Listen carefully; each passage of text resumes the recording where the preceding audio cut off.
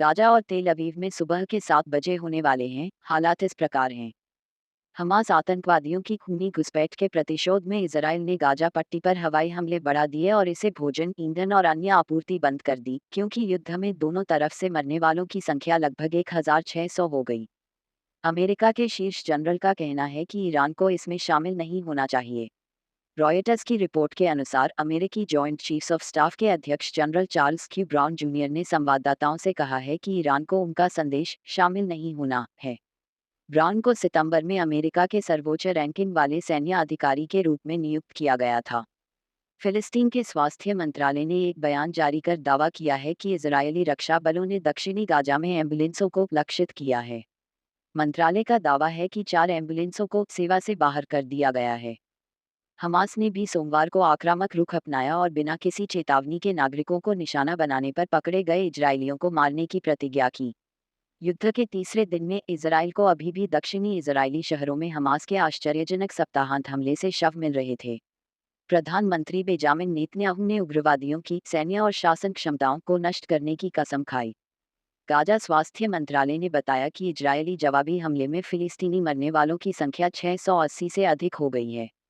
अधिकारियों के अनुसार इजरायली मरने वालों की संख्या 900 से अधिक है। डब्ल्यूएचओ ने गाजा में स्वास्थ्य देखभाल सुविधाओं पर 11 हमलों का हवाला दिया है। विश्व स्वास्थ्य संगठन ने कहा कि गाजा की 16 साल की नाकेबंदी ने पहले ही इसकी चिकित्सा प्रणाली को कम संसाधनों में छोड़ दिया है और बढ़ी हुई शत्रुता पहले से ही गंभीर स्थिति को और खराब कर रही है।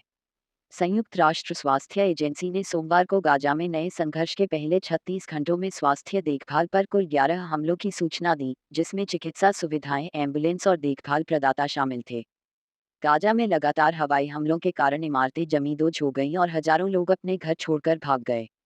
नई घुसपैठ को रोकने के लिए गाजा सीमा बाड़ में उल्लंघनों की रक्षा के लिए इजरायली टैंक और ड्रोन तैनात किए गए थे। गाजा के पास एक दर्जन से अधिक शहरों से हजारों इजरायलियों को निकाला गया और सेना ने 300,000 जलाशयों को बुलाया। थोड़े समय में एक बड़ी लामबंदी। इजरायली सेना ने कहा कि उसने दक्षिण में बड़े पैमाने पर नियंत्रण हासिल कर लिया है। गाजा में हमास और अन्य आतंकवादियों का कहना है कि उन्होंने इजराइल के अंदर से छीने गए 130 से अधिक सैनिकों और नागरिकों को पकड़ रखा है। अमेरिकी राष्ट्रपति जो बिडेन ने एक बयान जारी कर घोषणा की कि दक्षिणी इजराइल पर हमास के हमलों में कम से कम 11 अमेरिकी नागरिक मारे गए हैं और व्हाइट हाउस का मानना की संभावना है कि गाजा में हमास द्वारा पकड़े गए लोगों में अमेरिकी नागरिक भी शामिल हैं। बिडेन ने सोमवार को जर्मनी, ब्रिटेन, फ्रांस और इटली के नेताओं के साथ एक संयुक्त बयान भी जारी किया, जिसमें हमास द्वारा इजराइल पर हमलों की निंदा की गई और इजराइल के लिए अपना दृढ़ और एकजुट समर्थन व्यक्त किया। बयान में कहा गया है, आने वाले दिनों में हम सहयोगी के रूप में और इजराइल के आम मित्र के रूप में एकजुट और समन्वित रहेंगे, ताकि यह सुनिश्चित किया जा सके कि इजराइल अपनी रक्षा करने में सक्षम है और अंततः एक शांतिपूर्ण और एकीकृत मध्य पूर्व के लिए स्थितियां निर्धारित कर सके। क्षेत्र